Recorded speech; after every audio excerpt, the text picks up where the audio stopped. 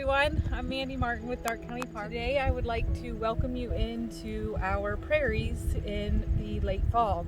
And typically when we spend time in the prairies, we're looking at insects and flowers that are blue. But the best thing to do in the fall is to come and visit and look at the seeds. So one of the things that we do, especially with the third grade classrooms here in the county when it's a normal year, we take the kids out and we collect different types of seeds in the prairie, and then we discover how those seeds travel from the parent plant to grow new somewhere else. So take a walk with me in the prairie. We're going to look at some seeds and discover a little bit more about them.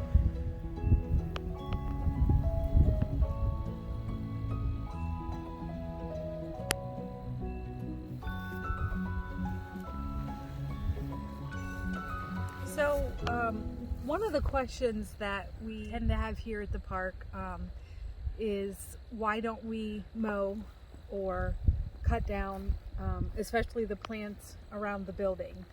And there's a couple of reasons for that, but one of the main reasons is that the wildlife value that these plants provide for all kinds of animals in the winter. So we can think of insects that might find a plant stem and burrow in there over the winter, or we can think of maybe a deer that might lay down in here and find the perfect place to hide, or even a hungry coyote that might meander through the prairie. Of course, you can see it would blend in very well, camouflage with the plants that are here. So the prairie habitat is a very specific habitat, and it's one that we want to preserve here, basically because this habitat is pretty rare now. It used to be more common here in this area pre-settlement times, and now we just don't find as many as we used to have. So when we talk about leaving the prairies here at Shawnee Prairie and not mowing the plants in front of the building, it's not only for us to enjoy, but it's also for the value for wildlife that it provides every season, including in the winter. So when we say we don't mow the weeds, remember they're not really weeds, they're native prairie plants, and we want them here. So let's go ahead and take a few minutes and look at some of the specific plants and the seeds that we like to share, especially with the kids when they come here for their third grade life cycle program. So I often find myself saying that this is one of my favorite plants, and then I'll go to another plant and I'll say this is one of my favorite plants. So you might hear me do that a couple times today, and it's not because I'm making that up. This one really is one of my favorite plants. And the seeds that we were showing you here just a few minutes ago are from the indigo plant. And this blooms usually in July, has a beautiful pea or bean shaped bloom. And then this is the seed pod. We take this chart and we use that for the children to be able to separate out the different ways that seeds travel. Each picture is illustrating ways that the seed travels from the parent plant. So in the case of the indigo plant here, this one is pop and burst. So what happens is that seed pod will pop open and the seeds will burst out like almost kind of like a slingshot. The next plant that we're going to look at is another one of my favorites. Like I told you, I'll probably say that every time. This one is a milkweed, and this particular one that we just looked at is the swamp milkweed. A lot of times if you buy this like at our plant sale in the spring or from a garden center, they'll call this pink milkweed. You'll see it called that sometimes, marsh milkweed. Now of course this milkweed here in the prairie, it is a native plant, and it's also very important for, of course, the monarch butterflies.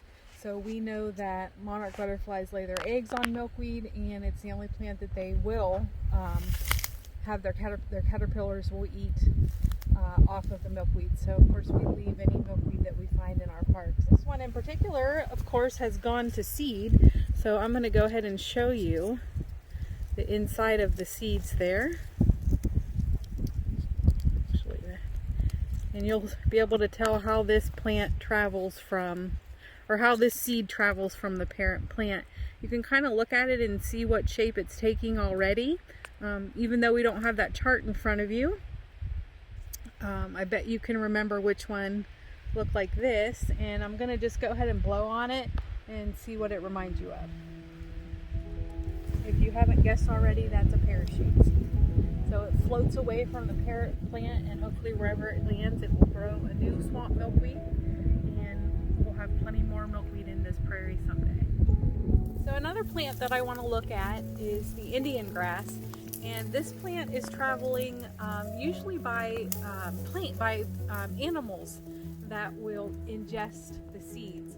And one of the things that you might find if you walk here at Shawnee Prairie in the winter are small birds like chickadees or goldfinches that will land on the stem, and then what they'll do is they'll lean the plant over and they will use their beak to push the seeds off.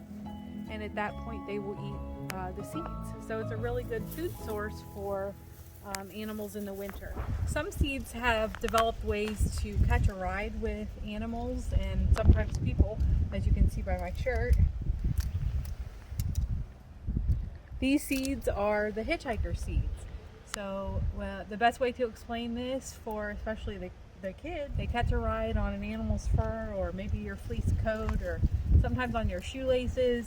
And depending on what the plant is, these seeds can be very, very difficult to get out of your jacket.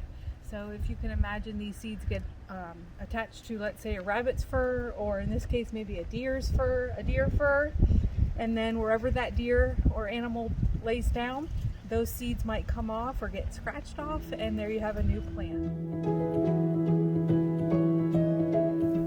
Another thing that is fun to point out when we're looking at the prairie plants here in Darke County is, according to soldiers' journals, that the plants here were as tall as a man sitting or riding on a horse. I think it's funny to point out that they're also taller than me, and I'm not even on a horse.